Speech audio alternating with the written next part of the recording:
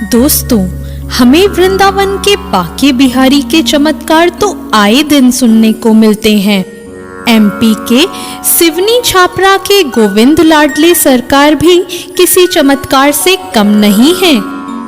ये लाडले सरकार हैं भगवान श्री कृष्ण का बाल स्वरूप लड्डू गोपाल। दोस्तों, गोविंद लाडले सरकार की बाल स्वरूप की इस मूर्ति के पीछे एक किस्सा बताया जाता है जो कि ज्यादा पुराना नहीं है। यह किस्सा है आज से लगभग 11 वर्ष पहले का। एमपी के सिवनी छापरा में अर्चना राजेश कुमार जलज संतान न होने के कारण लड्डू गोपाल की आराधना करती रहती थी। एक दिन ईश्वर से प्रार्थना करते करते वह भाव विभोर हो गई।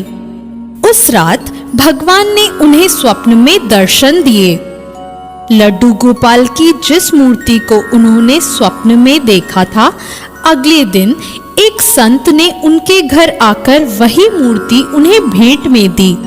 इसके बाद उस मूर्ति को स्थापित करने के कई प्रयास किए गए, तो दोबारा स्वप्न में आकर लड्डू गोपाल ने मूर्ति स्थापित करने से मना कर दिया।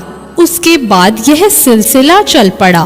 फिर हर भक्त 2-4 दिनों के लिए लड्डू गोपाल को अपने घर ले जाते और बच्चों की तरह उसकी देखभाल करते। आज भी जो भक्त गोविंद लाडले सरकार को अपने घर बुलाते हैं, उन्हें पहले से ही इसका निमंत्रण देना होता है। कई महीनों के इंतजार के बाद ही लाडले सरकार का घर आने का नंबर लग पाता है। यही कारण है कि लाडले सरकार 11 वर्षों में देश भर की यात्रा कर चुके हैं। लड्डू गोपाल के भक्त उनकी इस मूर्ति को चमत्कारी मानते हैं। भक्तों का कहना है कि कई धातुओं से मिलकर बनी इस मूर्ति का आकार भी बढ़ रहा है। जिस श्रद्धालु के यहाँ लाडले सरकार जाते हैं, वहाँ सबसे पहले उनका अभिषेक किया जाता है। लड्डू गोपाल के साथ उनके भक्त एक बच्चे के समान ही व्यवहार करते हैं। लड्डू गोपाल को गर्मी होने पर हवा में घुमाया जाता है और गाय दिखाने भी ले जाया जाता है। बच्चों की तरह उन्हें खिलाया और पिलाया जाता है। लोरी सुनाकर उन्हें सुलाया जाता है। भक्तों का कहना है कि सुबह सुबह जब उन्हें उठाया जाता है और बच्चों की तरह उन्हें दूध पिलाया जाता है, तो वह भी बच्चों की तरह ही दूध उगल देते हैं।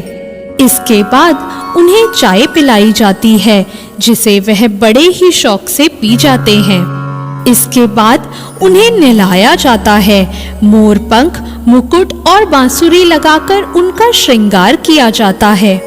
शाम के भजन गाकर बच्चों की तरह दिल बहलाया जाता है और रात को लोरियां गाकर बच्चे की तरह ही उन्हें सुलाया जाता है। यही नहीं, लड्डू गोपाल दूध, दही, माखन, मिश्री सब खाते हैं। उन्हें लड्डू भी खिलाया जाता है।